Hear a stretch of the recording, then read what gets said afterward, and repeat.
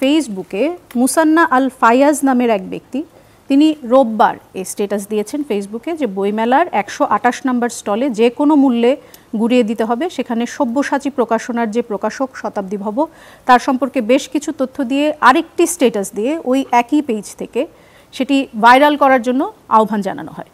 অর্থাৎ কিনা যে ফেসবুকে রোববারেই কিন্তু এই হুমকিটি ছিল এবং সেটি যে বাংলা একাডেমি জানতো সেটিও জানা যাচ্ছে, কারণ মেলা টাস্কফোর্স কমিটির যে আহ্বায়ক সেলিম রেজা তিনি জানিয়েছেন যে এই ধরনের ঘটনা ঘটতে পারে সেটি আগে থেকেই আঁচ করতে পেরেছিলেন এবং আইন শৃঙ্খলা বাহিনীকে ব্যবস্থা নিতে সেটি জানানোও হয়েছিল, কিন্তু তারপরও এই ঘটনা ঘটেছে। আমরা দেখেছি কালকে জানার পরে সাধারণ মনে তো তাহলে কি কোনো স্বস্তির নিঃশ্বাস বা নিরাপত্তা বলে কোনো জিনিস আছে এরকম কোনো তো মেসেজ গেল না, এটা হচ্ছে পরিষ্কার হিসাব।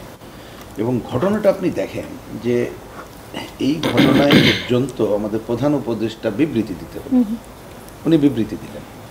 এর আগের ঘটনায় উনি বিবৃতি দিয়েছেন, এই ধরনের কঠোর নিন্দা জানিয়েছেন।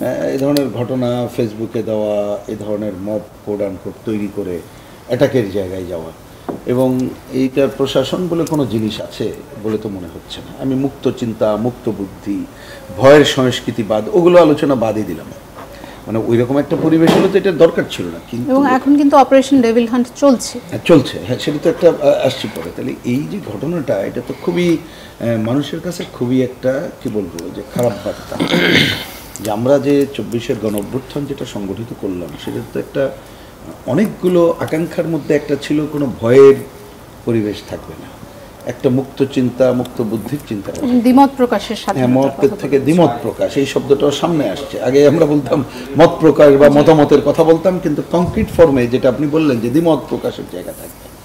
এবং সমালোচনার কথাটা এটা আমাদের প্রধান উপদেষ্টাও একবার বললেন যে মন খুলে তাদের সমালোচনার কথা বলবো, তার মানে তো মানুষ এটা বুঝতে চাইলো যে এইরকম কথাবার্তার জায়গাটায় যাওয়া যাবে। কিন্তু আমরা জানি যে সেইটা ইচ্ছা করলে হয়তো সবটা আমাদের কালচারাল স্ট্যান্ডার্ড সব মিলে আমরা পারবো না, কিন্তু অন্ততপক্ষে সরকার প্রশাসন তার কাছ থেকে তো দায়িত্বশীল আচরণ দেখতে চাই, তাহলে সেইটা আমরা কিন্তু দেখতে পেলাম না। এবং আরও এখন সোশ্যাল মিডিয়ার কল্যাণে আমাদের হয়তো সময়টাও তো নানা কাজের ব্যস্ততায় কম, কিন্তু এটা দেখলাম যে যারা আগের দিন অ্যাটাক করেছে তারা পুলিশের উপস্থিতিতেই প্রেস কনফারেন্সে কথাবার্তা বলছে। আমি তো বাংলা একাডেমির দায়িত্বপ্রাপ্ত ভদ্রলোক যিনি বলেছেন যে পুলিশকে জানানো হয়েছিল, তো ওনারা কি জানালেন, পুলিশ আর কি দায়িত্ব পালন করবে, তাহলে পুলিশ কাদের পক্ষে কি ভূমিকা পালন করছে, এইটা মানুষের কাছে খুব একটা খারাপ বার্তা যাচ্ছে অনেক।